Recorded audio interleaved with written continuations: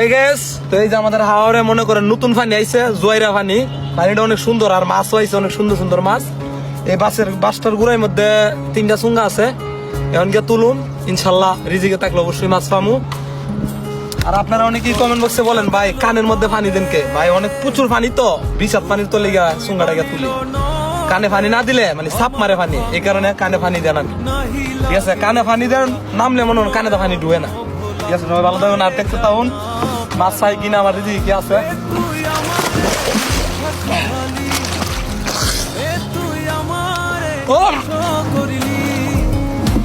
তুই আমারে মিথ্যা শিখালি, তুই আমারে নিঃস্ব করিলি, অন্তর পুইরা গেল কবে, ধোকায় ডুইবা নিল নদে আমার ভাঙা।